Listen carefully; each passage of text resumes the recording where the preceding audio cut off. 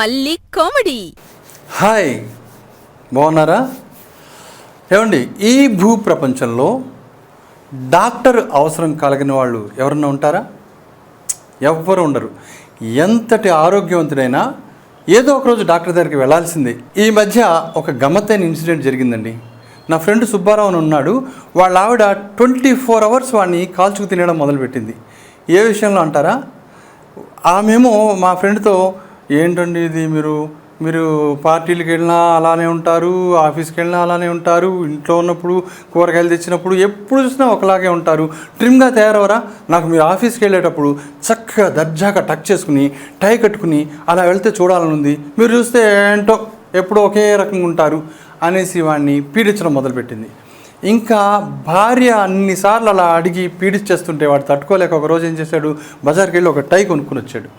టై కొనుక్కుని వస్తే ఈవిడేం చేసింది, మరి వీళ్ళకి టైలు గిలు అలవాట్లేదు కదా, దాన్ని శుభ్రంగా ఉతికి గంజి పెట్టి ఇస్త్రీ చేసింది అనమాట. గంజి పెట్టి ఇస్త్రీ చేసేటప్పటికి ఆవిడ మర్నాడు ఇంకా ఆఫీస్ టైం అయింది, దాన్ని తీసుకుని ఇలా కట్టుకోవాలని చూస్తే కడ్డీలా ఇలా నిలబడింది, ఇలా ఎదురుగా నిలబడింది. గంజి పెట్టారు కదా బాగా, అప్పుడు ఇలా లాభం లేదు, టైల్కి గంజి పెడితే కుదరదు అనేసి ఆవిడ ఏం చేసింది, మళ్ళీ ఉతికి మళ్ళీ ఇస్త్రీ చేసింది. ఆ మర్నాడు మళ్ళీ ఆఫీస్కి వెళ్ళేటప్పుడు ఏం చేశాడు, టై తీశాడు, తీసి కట్టుకోవాలని చూశాడు. కానీ వాడికి టై ముడి ఎలా వేసుకోవాలో అసలు తెలియదు.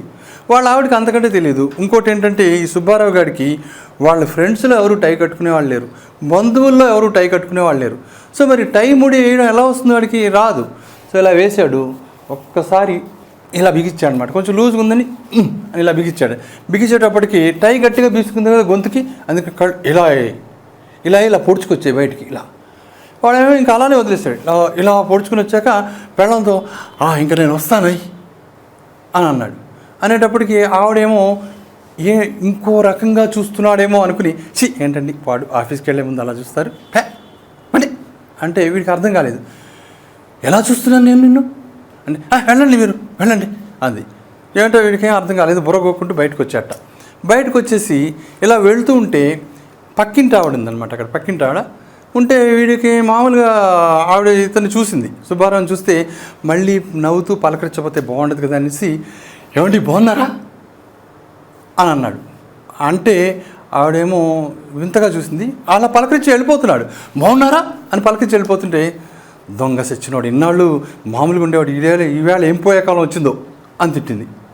తిట్టుకుంటే అది వీడు ఉన్నాడు కూడా, అది వీడికి అర్థం కాలేదట, ఇదేంటి ఇలా తిడుతుంది నేను పలకరిస్తే అని అనుకున్నాడు. తర్వాత ఆఫీస్లోకి ఎంటర్ అయ్యి తన పక్క సీట్లో అమ్మాయి పద్మ అనే అమ్మాయి ఉంది. ఆ అమ్మాయి వైపు చూసి పలకరించాలి కదా పొద్దునే, ఏంటండి బాగున్నారా అని పలకరించాడు అనమాట. ఆమెమో చెప్పు తెగుద్ది అంది.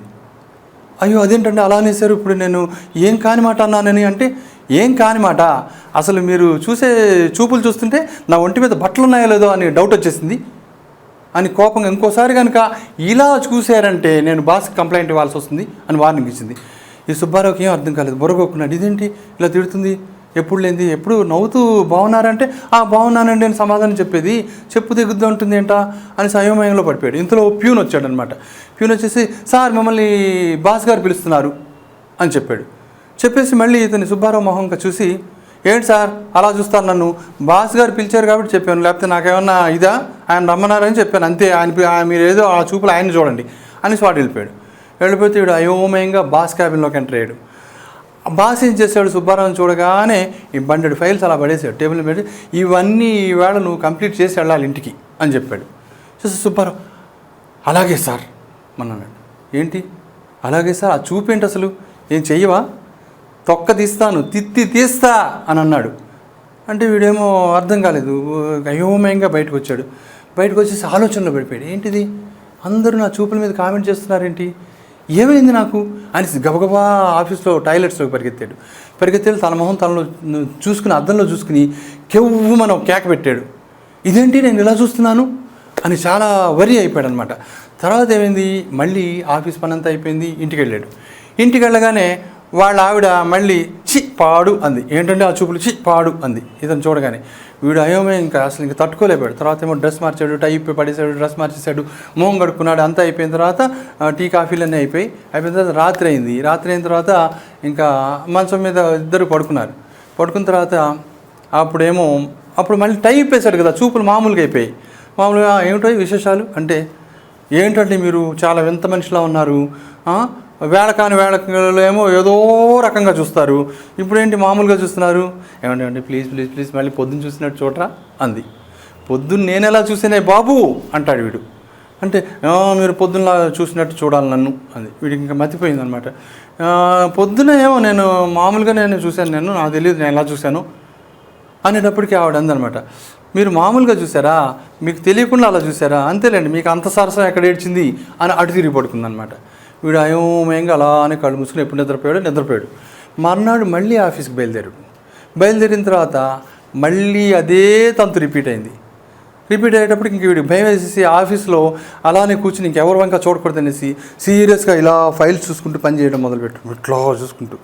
అప్పుడు ఆఫీస్ మేనేజర్ అన్నాడు, ఏంటో ఫైల్స్ వెంక అంత అద్భుతంగా ఆశ్చర్యంగా అలా చూస్తున్నావు అని. ఇంక వీడికి మతిపోయింది, లాభం లేదు అని అనుకుని ఇంకా సాయంత్రం ఇంటికి వెళ్ళే ముందు డాక్టర్ దగ్గరికి వెళ్ళాడు అనమాట, కళ్ళ డాక్టర్ దగ్గరికి వెళ్తే అసలే కళ్ళ డాక్టర్ పక్కన నర్సు నిలబడి ఉంది. అప్పుడు మామూలుగా చూశాడనమాట, ఆమె ఇలా చూస్తే ఇంకా డాక్టర్కి వెర్రి కోపం వచ్చింది. ఏంటయ్యా నా నర్సుని నేనే ఏనాడు అలా చూడలేదు, నువ్వేంటి అలా చూస్తావు, తిన్నగుండు లేకపోతే కళ్ళు పీకేస్తాను నేనేమనుకుంటున్నావు అనేటప్పటికి, క్లియర్ సార్ అసలు నా ప్రాబ్లమే అది, నాకు అర్థం కావట్లేదు నేను ఎలా చూస్తున్నాను, కాస్త మీరే అందుకనే వచ్చాను, మీరే ట్రీట్మెంట్ ఏదైనా ఇస్తారని అంటే. అప్పుడు ఆ కళ్ళ డాక్టర్ అలాగా సరే అనేసి ఒక 50 రూపాయలు 50 రూపీస్ విలువ చేసే ఒక ఐ డ్రాప్స్ సీసా ఏటో రాశాడు, 200 రూపాయలు ఫీజు దానికి, ఆ 50 రూపీస్ డ్రాప్స్ కోసం 200 రూపాయలు జోబులు వేసుకుని సరే పో అన్నాడు. సరే ఐ డ్రాప్స్ వాడాడు, అయినా ప్రాబ్లం సాల్వ్ కాలేదు, ఇలానే చూస్తున్నాడు. అయితే ఇంకా ఏం చేయాలో తెలియక ఇంకా అప్పుడు ఒక సర్జన్ దగ్గరికి వెళ్తే ఆయన మొత్తం కళ్ళన్నీ పరీక్షించాడు, అంతా చూశాడు, తర్వాత చెప్పిన ప్రాబ్లం విన్నాడు. వినేసి చూడవై నీకు ఏం చేయాలంటే నీ గుడ్లు పీకేసి ఆపరేషన్ చేయాలి, ఈ 2 గుడ్లు పీకేసి నీకు ఎలక కళ్ళు పెట్టాలన్నమాట అన్నాడు.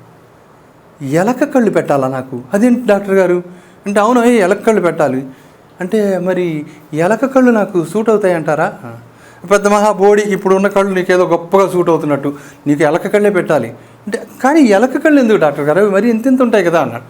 అది కాదు చూడు బాబు, మనుషులకి ఏమన్నా రోగాలు క్యాన్సర్లు ఇవన్నీ రోగాలు వస్తుంటే ఎలకల మీద ప్రయోగాలు చేస్తారు, ముందు మందు కనిపెట్టేటప్పుడు ఎలకల మీద ప్రయోగాలు చేసే తర్వాత మందులు కనిపెట్టడం అన్నీ చేస్తుంటారు, అందుకనే ఎలక కళ్ళు నీకు తీసి పెడతాను అంటే. మరి నా కళ్ళు ఏం చేస్తారు పీకేసి అంటే, మా అబ్బాయి గోళీలు ఆడుకుంటారు చక్కగా ఆడుతూ, అంతే గోళీలు ఆడుకుంటారంటే ఇంకా బాబాయ్ లాభం లేదు, ఈ డాక్టర్ ఏదో నా కళ్ళతో ఎక్స్పెరిమెంట్ చేసేలా ఉన్నాడు అనుకుని దిగారుగా వెళ్తుంటే అప్పుడు నేను ఎదురైన తర్వాత ఏంటో ఎలా ఉన్నా అంటే మొత్తం జరిగిందంతా చెప్పాడు నాతో, ఇలా జరిగింది వాడు నా కళ్ళు పీకేసి ఎలక కళ్ళు పెడతా అట్ట నాకు అనేటప్పటికీ, సరే నువ్వు పొద్దున్నేమో ఇలా చూస్తున్నాను అంటున్నావు, ఆఫీస్కి వెళ్ళాక మళ్ళీ ఆఫీస్కి వెళ్ళి ఇంటికి వచ్చాక మళ్ళీ మామూలుగా అవుతున్నావు అంటున్నావు, చాలా వింతగా ఉంది నీ బిహేవియరు.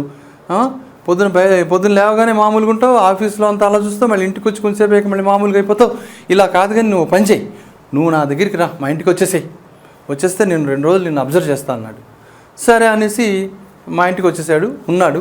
సరే రాత్రి అది పడుకున్నాడు, పొద్దున్న లేచాడు, తర్వాత టై బిగించాడు, టై కట్టుకుంటుంటే నేను అలా కాదురా బాబు, టై అంటే అలా ఊరేసుకున్నట్టు వేసుకుంటున్నావు, టై నాట్ అలా కాదు నేను చెప్తాననేసి ఆ మూడి కొంచెం ఇలా వజులు చేశాను అనమాట.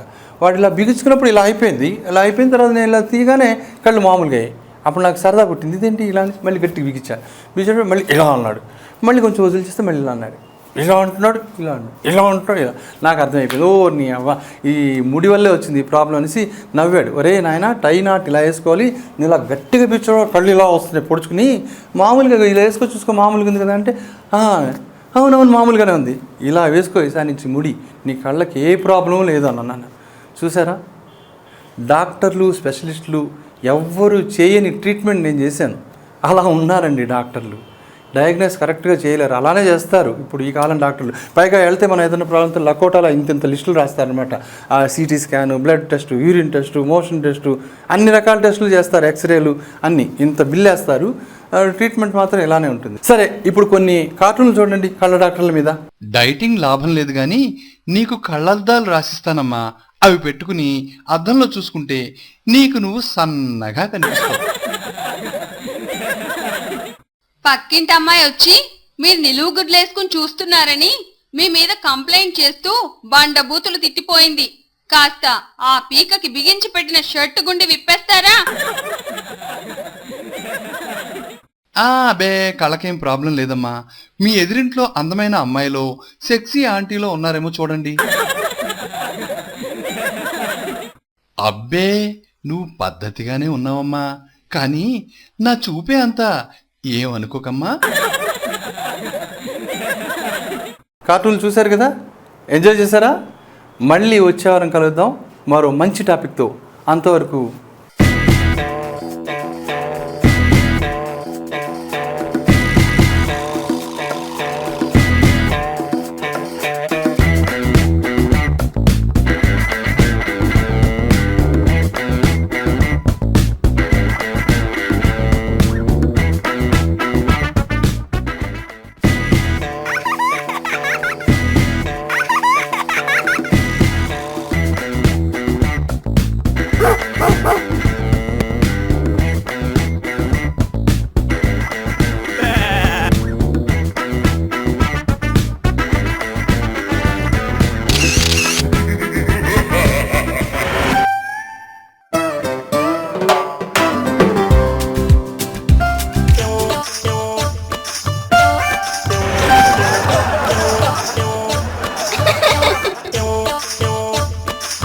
మళ్ళీ కామెడీ.